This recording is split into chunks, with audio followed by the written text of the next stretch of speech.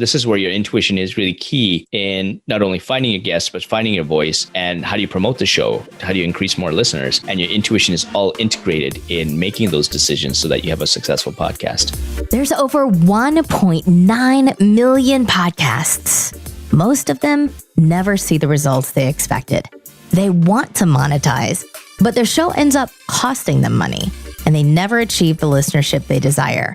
This show will help you launch, grow, monetize, and inspire with your podcast.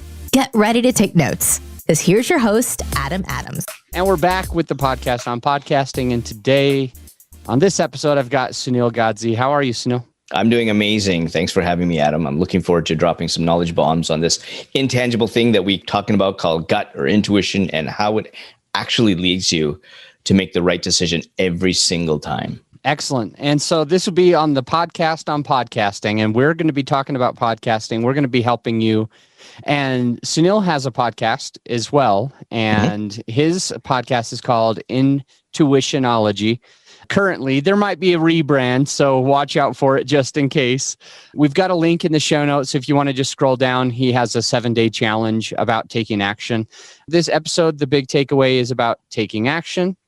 And additionally, I know that we're going to have some really cool, interesting stories that have come from his podcast. So if you want to start a podcast too and have good stories like this, then you should. And this is Adam Adams, owner of Grow Your Show, growyourshow.com. So if you want to start your podcast, grow your podcast, and monetize your podcast, go to growyourshow.com and let's have a chat. All right, Sunil. So in the pre-interview, as we were chatting, getting ready for this, you started dropping some cool stories on just people that you've had on your podcast. Yeah. A lot of them inspiring, just to let the listener know a bit about you. After making a series of bad decisions, with one leading to a friend being actually shot and killed, Sunil Godse, this person right here in front of me, he spent thousands of hours on researching and interviewing, trying to stop people from wasting time and making bad decisions and helping them to be able to sharpen their intuition. So on his podcast, he actually has conversations with people that have had that epiphany, that have had that mindset shift change. That can't be right how I said that. It was so awkward. It has to be wrong. Sunil, so tell us a few stories of people have had on that podcast. I'm excited to ask questions about it. And then I want to jump into learning how to better take action, get some actionable takeaways. And that 7-day challenge that you have is awesome. It's free. And the link's in the show notes. It's a bit long, so just go to the show notes. That's where you'll be able to find it and click, and you'll be able to jump in. So Sunil, give us a few, I guess, what's the word for it? Stories. Interesting people that you've had on the podcast, what you've learned and what you're trying to do. Yeah, absolutely. And I think this ended up being the first podcast guest, but I think the representation of his story is, I think, how we think about intuition. You get this thing, I trust my gut, I trust my intuition on social media, and people kind of throw around, I hear that little voice. And so these are kind of great overarching themes of trusting what intuition is. But I've actually taken over 10,000 hours to dive deep into the science of it and things called signals. And we have positive and negative signals. And so for those, and I'll explain about the 7-day challenge, because there's a specific process that you need to go through to really tap into your intuition outside of just talking about this voice. And so when I met this fellow, Hal Eisenberg, he was in sort of that mindset space. So again, somebody talking about mindset, living positively, I trust my gut. And then I'm talking about intuition. And so there was this natural sort of congruence of us really liking each other's work. And then he saw me speak about 6 months later. He's from New York and he flew up to Toronto to see me speak. And he said, wow, I didn't realize that intuition has signals. And I didn't realize that there's 4 types of intuition. And oh my God, like there's hurdles. He just never knew that intuition was that complex. And then he ended up getting an intuitive signal about a year after he had seen me speak. He recognizes that as an intuitive signal. And as intuitive signals start, they start very low as a whisper. And we start to say, that's fine. He develops a cough. That cough ends up continuing. And he gets stronger signals to go to the hospital. He ignores them. And finally, somebody has to take him to emerge because he got COVID-19. And this guy was now fighting for his breath. And he actually wanted to die. There was an intuitive moment, as I call it, or an intuitive wake-up call. We were talking earlier about the rebrand. and he actually wanted to die. And his intuition, his intuitive signal was so clear to him that was telling him, your voice is not, you're not ready to go. You're doing some great work. He was working with students in the New York school system. He's affected over 100,000 kids in bringing sort of mindfulness into New York school system, doing amazing work for the past 20 years. Your voice needs to be heard. And so he all of a sudden then knew that he needed to live. And he got out of that. And 5 days later, I'm the first person he talks to at length. And he even says that in the podcast interview. It's important for me to be very honest with what I went through. And we talked about the signals. And what he realized was that in his past, he would talk about trusting his intuition, but he wouldn't act on it. He would make a decision thinking, yeah, I want to live my life like this, but he wouldn't take those steps. Or he'd conceptually do it, but wouldn't take action.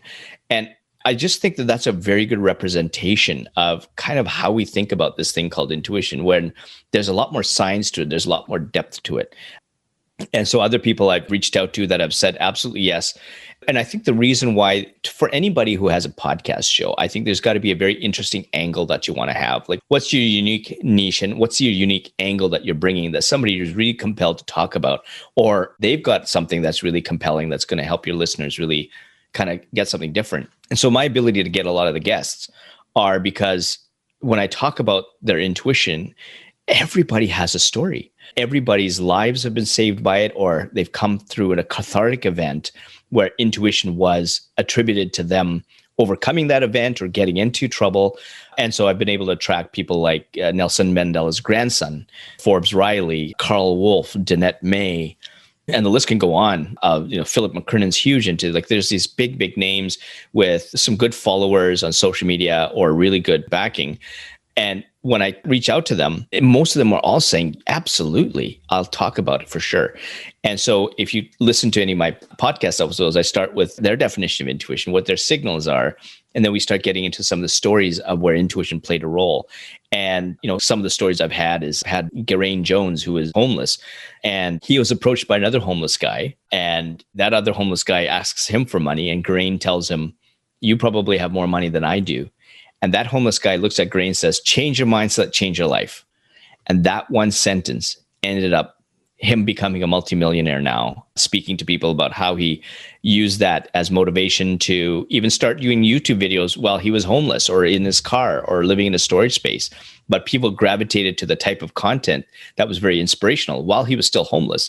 And eventually he ended up now, he used to speak on stages around the world. And of course, with COVID, that's been pared back to people like Vin Jiang. He's very, very popular. 2016, he's at the pinnacle of his career, speaking to 100,000 people a year on 80 stages, but he felt like crap inside. And so he goes away and basically writes up the values on his wall, thinking that these are his values. And he's looking at these pieces of paper and intuitively saying, well, this is what my wife wants. This is what society wants. This is what friends want. This is what my family, where am I? Right. And what intuition helps you do is it helps you reinforce those values that you should be living by in any area of your life. And so basically does the exercise again. He thinks he's ready. He comes off. And this is where concept and action, or concept and reality, is that he was not able to act on or change his life to really act on those values. And so he slipped back into the old way of doing things, having a high-rise apartment in LA, driving a fancy car, hobnobbing with the hobnobbers, and he loses himself. And 6 months later, his parents come up, and his mom says, he's got a Vietnamese background, and his mom says there's this saying in Vietnamese that if you hang around squid, you're going to get some ink on you. And his mother says, you're hanging around a lot of squid. You're not my boy. And that triggered him to go through that same exercise again, and then finally move out to the suburbs, get rid of the car, spend more time with the family, do things he wanted to do, not for other people thought he should do, or what his manager thought he should do to bring more money. He just completely changed. And so that was 6 months of his life gone. And I have this thing called opportunity cost, where it's not just the 6 months that he's lost. It's also the 6 months that he could have gained in doing things the right way. So he's actually lost a full year. And so in my podcast interview with him, I tell him that. I said, you've actually lost a full year. And since you're in the business of helping people, how many people did you leave behind? How many people did you not help? And he just said, I've never thought about it that way. And so these are the type of deep conversations I have. I never met Vin. And so I think he's podcast episode number 4, but these are the types of conversations I've had with people, reveal things that they've never. I've had a professional boxer who lost, at the time I interviewed him, he lost 3 matches, and he finally revealed to the public through me that he actually lost them because of his ego. So of course he's going to, no, it's TKO, the judges are blah, blah, blah. But it was his ego. And he was saying in his first match, when he was training, he was peeing blood and he should have quit. The second match, his testosterone levels were way off the roof. He should have backed away. But his ego got the better of him and he fought and he lost because of that ego. Yet his intuition was telling him, you should not be fighting. And he's a professional boxer. That's actually equals money that he's lost, opportunities that he's lost. So you can take this thing that's intangible in nature, and there's tangible benefits to this in terms of money, opportunities, and things like that. So people think it's kind of woo-woo, but we all have these signals, and we have to spend more time diving into what these signals are so that you understand that. One of the interviewees I had he was an investment banker. And the thing with intuition, it hits the amygdala, which is the primitive part of our brain. And because of that, there's no language around it. So we all define it in our own way. So when I was originally doing my research on intuition, it was very sort of, voices from God and manifestation. That didn't resonate with me. I couldn't find a definition. And so when I interviewed this investment banker, he didn't think it existed. Yet when it hits the amygdala, which has no capacity for language, we all kind of put our own language around it. And then when we trust it and we define it and we understand it through our own experiences, our own signals, then we kind of get it. And eventually, John Rothschild, he was the interviewee, he didn't believe in it. But through the next hour, me getting to him to recount his stories and what his possible signals are, he went from this thing does not exist to halfway saying, perhaps intuition led me here, to finally make a decision to leave a $3 to $4 million a year investment banking career to run a tiny bankrupt little restaurant. And he looks at his wife and he says, this just feels right. There's your intuitive signal from an investment banker. That particular decision he made to run, remember, $3 to $4 million a year, high-end restaurants, limousines, private jets, to rolling up his sleeves and working in the kitchen in this tiny bankrupt little restaurant. That restaurant was Eastside Mario's location number 1. And that ended up being over 1,000 locations. And in 20 years, he drew that to $2 billion under different brand names, all because it felt right. And so when it comes to podcasting or looking at the show, and there's some marketing involved, what are some of the opportunities that you're doing? Who are the people that you're going to trust? Like, the advice that you give, intuition is a two-way street. So as much as your intuition is looking outward, my intuition is going to look to you to say, do I trust the advice that you're giving? Do I trust that other person who is a marketer that's telling me I've got to do digital marketing or have a social media play? Do I trust that person? Is there genuineness? And your intuition helps you do this? Or is it just a fancy marketing ad that draws you in and then you see something that's off and hopefully you don't spend money going down the rabbit hole with that person or that business? And so this is where your intuition is really key in not only finding a guest, but finding your voice and how do you promote the show and how do you get out, how do you increase more listeners? And your intuition is all integrated in making those decisions so that you have a successful podcast. Lot to unfold there, Sunil. Lot to unfold. Yeah, it's really so here's where I want to take this. You've had a lot of people on the show, yep, and they all have remarkable stories, which is really cool. It sounds like a podcast that I'd enjoy myself. And so share with the listener, first off, just what is the podcast called so they can find it wherever they find this podcast right now. Absolutely. So it's called the Intiutionology podcast series. There may be a bit of a rebrand later where at some point when we talk about calling it the intuitive wake-up call, because every one of these stories has a wake-up call in it. But right now it's called the Intuitional podcast series. It's all on any of the ones that you're on, Apple, Spotify, Deezer, et cetera, et cetera. And yes, getting traction like crazy when people find out about the deep conversations they have, finding that more and more people are really, really loving this type of conversation. And if the excitement of my guests are any indication of them saying, oh yeah, this is a podcast, I want to come on, I can track the numbers saying, yeah, I'm seeing some growth. And it's also encouraged my 14-year-old daughter to start a podcast series of her own. She's actually runs an official nonprofit business on intuition. She started that out in 2012. She got inspired by an event. She's an artist. So for those watching, you can see the paintings behind me. Those are her paintings. And she's raised over $30,000 in a year selling those to raise money for disabilities and illnesses. And she has her own podcast series. And in some cases, there's times where she beats me in downloads because, well, she's 14. People say she's cuter. And she has a purpose that people are really gravitating towards, which really, and she's using very little social media because that purpose is driving and attracting people. And again, it's down to intuition.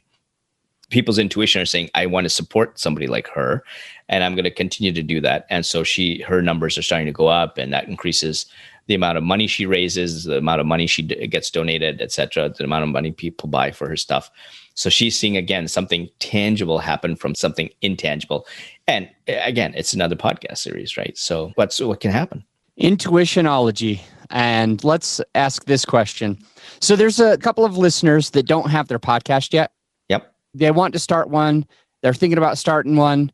So give us a little bit of framework on how they can pinpoint whether or not they should be starting a podcast using Intiutionology. Absolutely. And so the main thing is, what's the intention? And so if the intention, because it can just be a hobby and it can be just for fun. If the intention is because everybody's talking about, you got to have a podcast, it's good for marketing, you got to be intentionally there to do it, because there's a lot of work behind the scenes in terms of getting the guests, paying for things like Zoom, possibly getting a provider, the editing. If you don't have a team and your budget's small, there's a lot of stuff that happens on the back end. That's one of the reasons why the majority of the podcasts don't go past podcast number 20. Is, I think, the stats, and it's getting worse and worse. So although there's a lot of podcasts out there, from what I hear from the stats, number 20, number 12 and podcast number 20 keep coming up as the drop-off points because it's just simply too much work. And so really figure out why you want to do it. And then if you do want to do it and it's going to support your business or your personal life, whatever it is, what's the unique angle? Because people are going to gravitate to, like if you're in digital marketing, for example, and it's a crowded space, what is it about your particular perspective of digital marketing is different? So do you have a unique formula to digital marketing? Do you have some client testimonials that they've won because of your advice?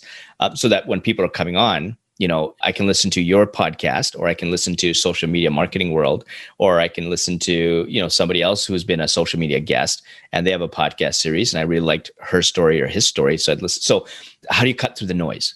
And a lot of that I've been on now, I've been in the last 6-8 weeks, I've been on a tear. I think my marketing team has me on 83 podcasts so far. I checked yesterday. Yours is number 84. I had 83 this morning. And I want to be number one, Sunil. You want to be that would have been. How do I do that? So number one, so there will be a second podcast coming up because I'm looking at the business side. And so we're rebranding my business to something called intuitive branding. And so what I'm talking about right now is about intuitive branding. So what intuitive branding is people get attracted to you because of their intuition.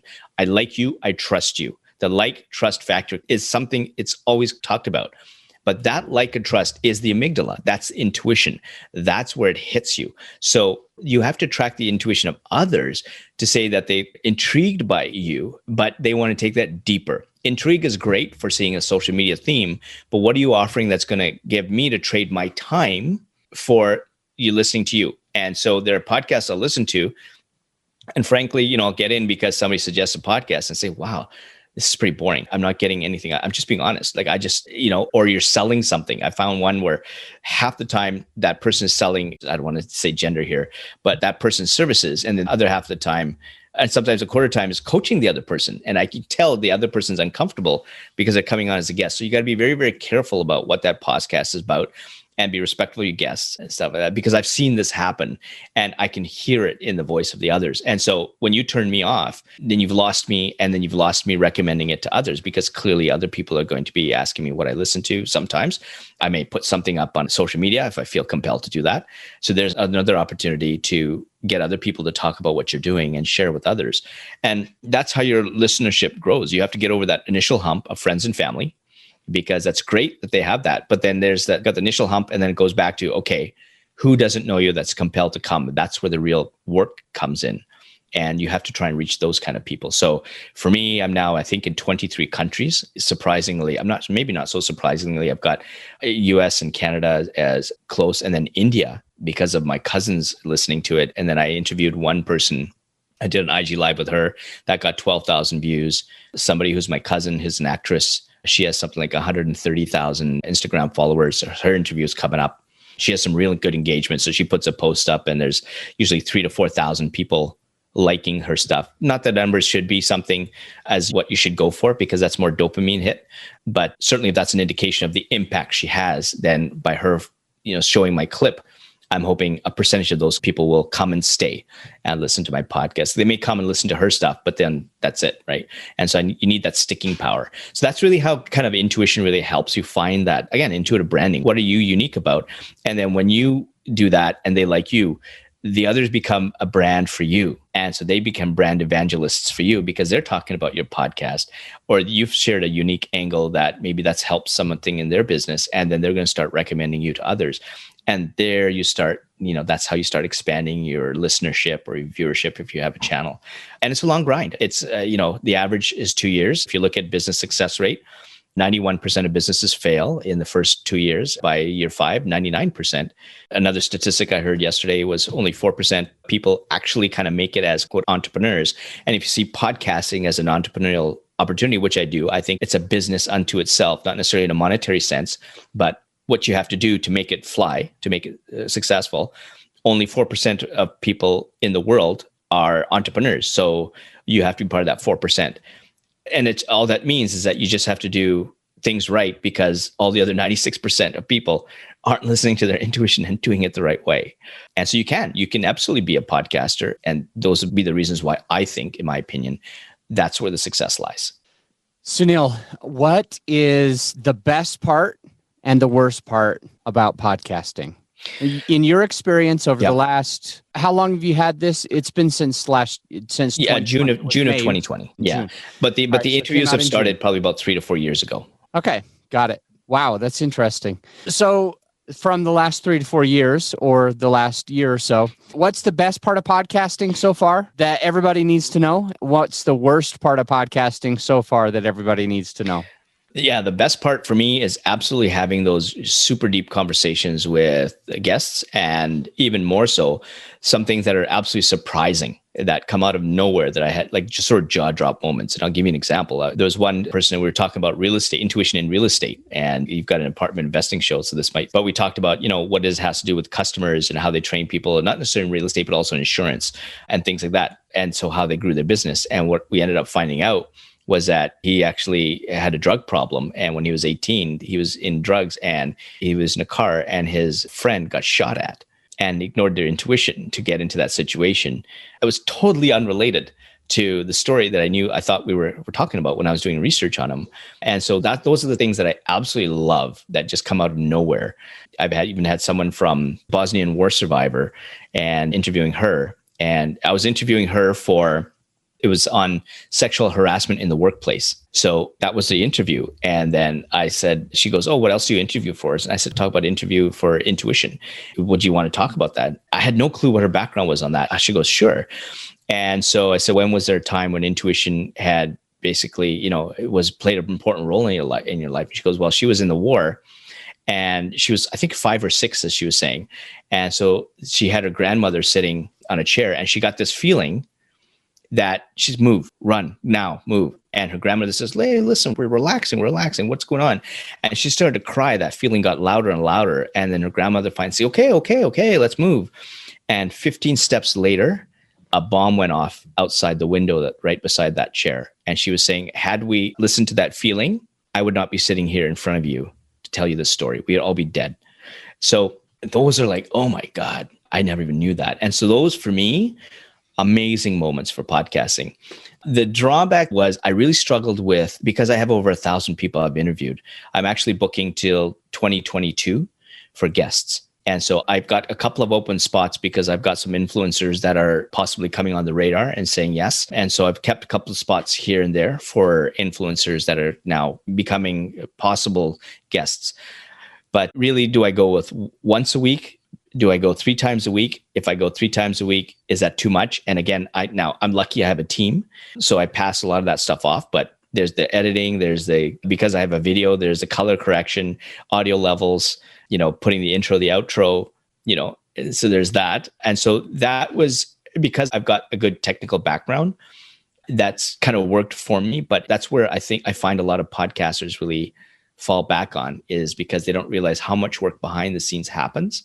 And right now I've got 2 times a week, which is great. But now we've got the business one. And I was just talking with my team about this yesterday.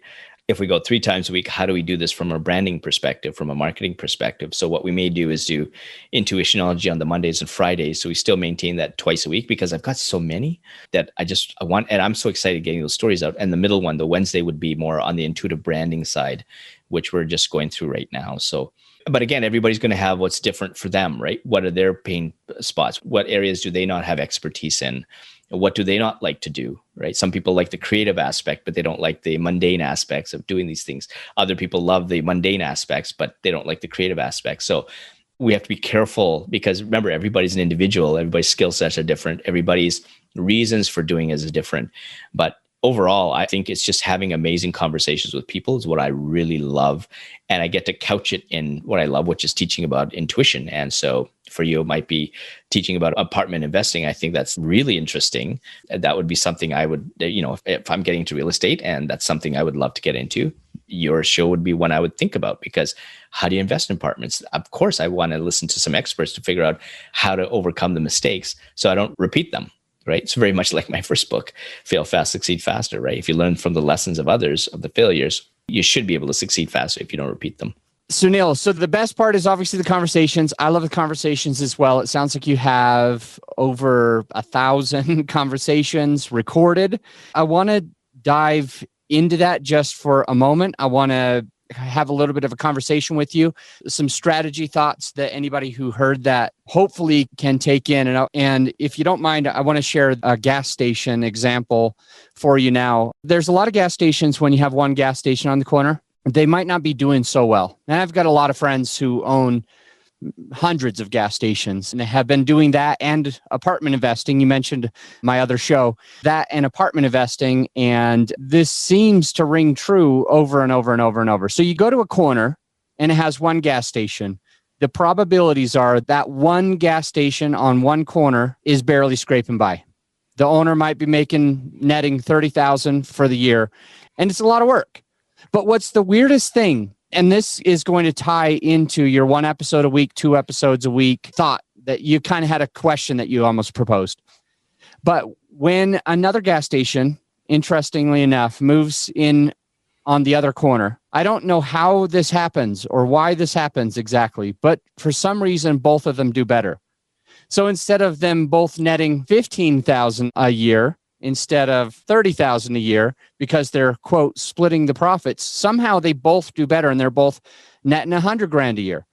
But then when you put a third one on there, it gets even better. It pulls more people to that corner to go to those 4 places. And it's just so weird because the idea of competition kind of goes out the window. And exponentially higher when you have 4 gas stations on all 4 of the corners. And so I think it's interesting. And I've noticed this same pattern working with these gas stations, working with your podcast episodes. Interestingly enough, a lot of people who have 1 episode a week, they might be seeing 100 downloads per episode. And some people that have 2 episodes a week, instead of having less or just 100 and 100, it starts to exponentially get higher. So it might be 300 or 600 downloads per 1 episode. And when they add that third one, it goes even higher. And I have a friend, you mentioned my other show, apartment investing show. I have a friend that came on that show. His name's Joe Fairless. Joe Fairless is another apartment investor. And I was speaking at his conference. So we were sharing the stage this one day, and I was backstage getting ready to go up, and he was speaking. I was peeking through, looking at the audience, and I saw a lady raise her hand. And the lady raised her hand and said, and almost had a smug look on her face. Really. She like, I've got you, Joe. That's what I saw in her face.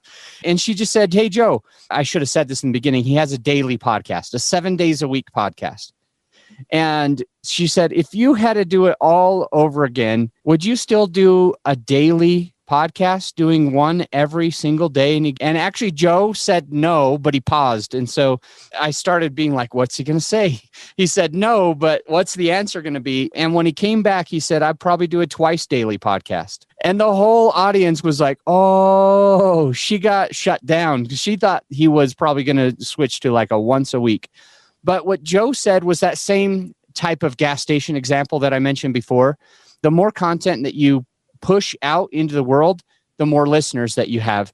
So I think these days he's pushing somewhere around 300,000 downloads per month.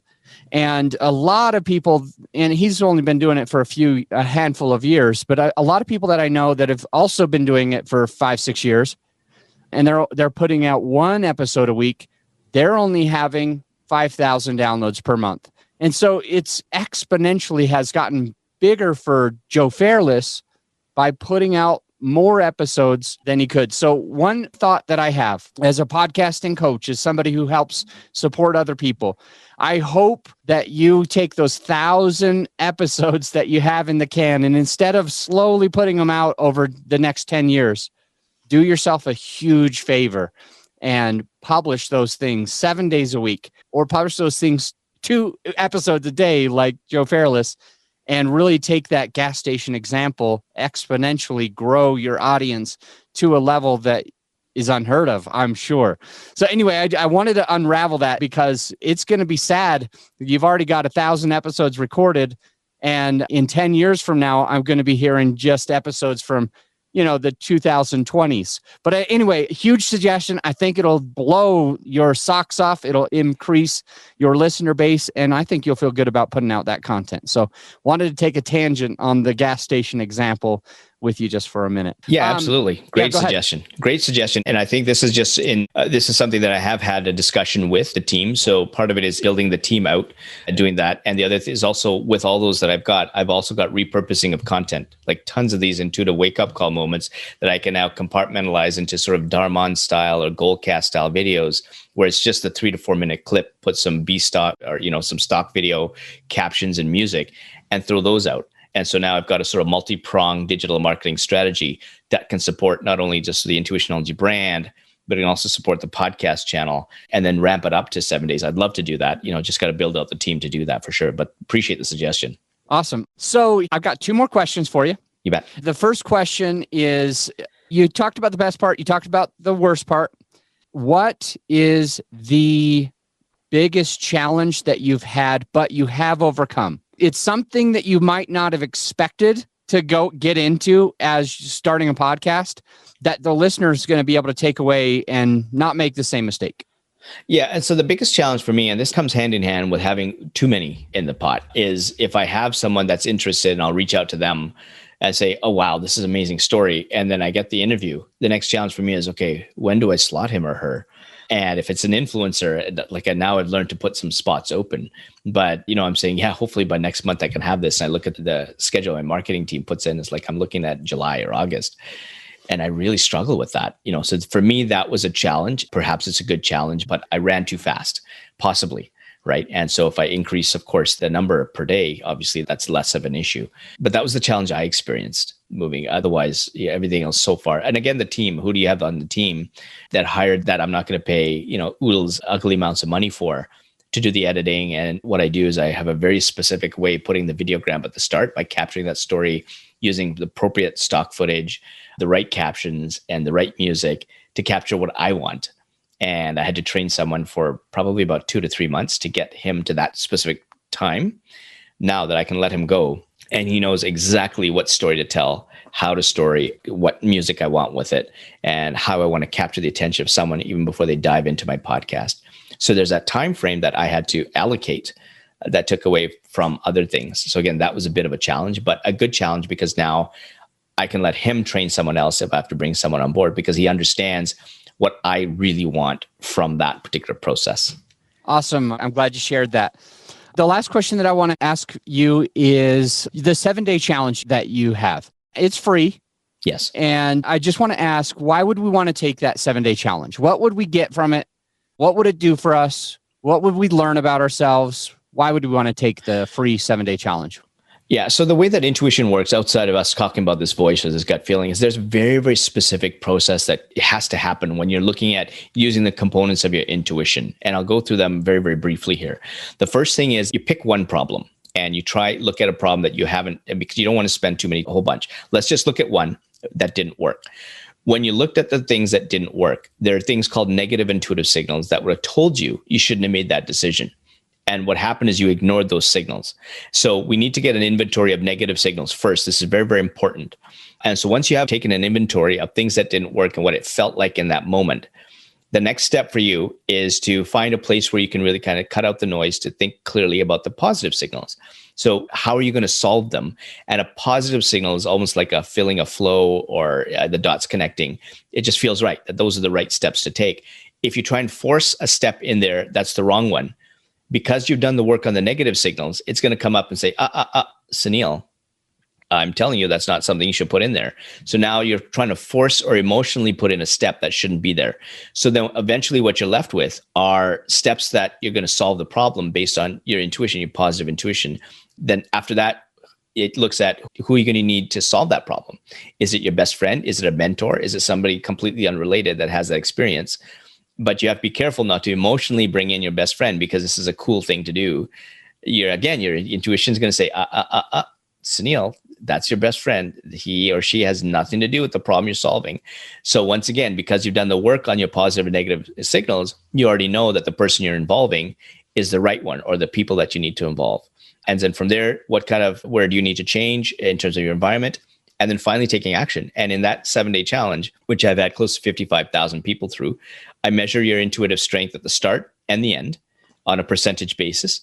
And 100% of the time of the close to 55,000 people through there, they've all had their intuition strengthened just by solving that one problem. And now you have a PDF template that's fillable online or you can download for any problem that you want after that. Just use that for another problem. And to help you along, I've got 2 case studies of people who go through each of the tasks in case you need somebody to go through the decisions that they made. One of them is John Harris, who actually sold his house using the 7-day challenge. When he started day 1, he almost fell prey to a real estate agent that threw her card in his face and said, you're only going to get $20,000 under asking price. And before the challenge, he would have said, yeah. He would have gotten scared. I'm going to sign now. But his intuition is saying something's wrong with her. 7 days later, he actually had a bidding war on his house and sold it for $50,000 over asking price. That's a $70,000 decision. That's $10,000 a day. The other person is Ashley Michelle. She was actually a witness to a homicide. Not only was she a witness to the homicide, she walked into the apartment of her boyfriend who had just murdered a friend of theirs in the bathtub. He closes the door behind her, locks it, puts a knife to her back and says, I'm already going away for murder for 1. Might as well make it 2. Her intuition gets him to calm down. She remains calm. He chokes her. He assaults her, breaks a few blood vessels in her neck, asks her to clean up the blood. And then there's an intuitive moment that she gets. Her intuition is saying, run now. And she runs, unlocks the door, runs 18 flights of stairs. And she lives, obviously, to tell me the story. But what she used the 7-day challenge for was that she suffered from PTSD, depression, anxiety. It didn't solve that for her. It really minimized it so that what she learned was that she can go to the gym and that was her solace. That's where she can calm her nerves down. She's very, very jittery, didn't trust anybody. She also learned how to trust people. And she continues to work on herself with me through coaching and things like that. And that 7-day challenge really kind of saved her life because it's given her a window into not having 10 locks on her door, but having 2, trusting people. As soon as she stands at her apartment, like looking at who's going to come after me, to really just live.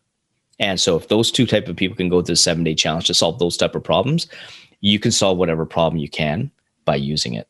Good stuff. So we'll learn how to pick one problem. I like that a lot because there's a lot of us ADD people. In general, I think a lot of us are just trying to do too much at once. And I always say if you half-ass more than one thing, you're going to fail. So I want you to whole ass one thing. I want you to go all the way in.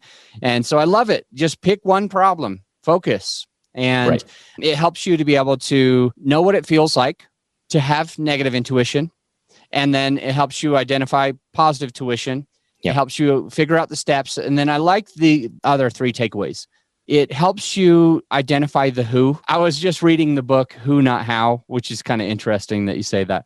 But it helps you identify the who is going to be helping you, allows you to change the environment to make it happen, and then empowers you to take action. So that's the free 7-day challenge, and it's in the show notes as well. Sunil, any parting words for the listener who's a brand new podcaster themselves, or that maybe they've had one for a little bit and they need to know what to do to take it to the next level? What would you say to the listener? Yeah. So when you get the advice and education from people like yourself, and who've obviously been successful in growing their podcast, the next thing is you need to take action. Absolutely have to take action and put it into place. Don't fear, because one of the biggest hurdles to trusting intuition is fear. The fear of change, fear of failure, fear of the unknown. And the best story that I can give you when you're feeling fear, even though you know that's the right thing to do for your podcast show, and remember, intuition is never wrong. It's going to either tell you you're making the right decision or the wrong decision. And it's the first thing it hits your brain from a scientific perspective. There's a fellow by the name of David Dame who had cerebral palsy. So he's been in a wheelchair all his life. And his dream, and we can make an analogy to even launching a podcast, was to even just to stand on a beach and feel the toes and water in his sand. And he got that opportunity a couple of years ago. His handlers wheeled him up to the edge of the sand water barrier, lift him up, and he falls flat on his face. And he's got embarrassment, and the fear really overcame him. And he told me, Sunil, I have two things I can do at this moment. The first is I can succumb to that fear, even though my intuition is saying, launch that podcast, go in this direction. I sit back in that wheelchair and forever regret that dream of turning into a reality, even though I'm right here. Or I can trust my intuitive signals that are saying, launch that podcast, that's saying, do this, do that, and take one step in that direction, and take another step, and take another step. And he gets to he's pointing to his chin. The water gets up to his chin level. And that's when he turns around. And he just realized he had come so far. And that's what happens when you take those decisions that you trust your intuition to do exactly what you're meant to do with the signals that intuition is telling you. You're meant to do this. So do it. Take action.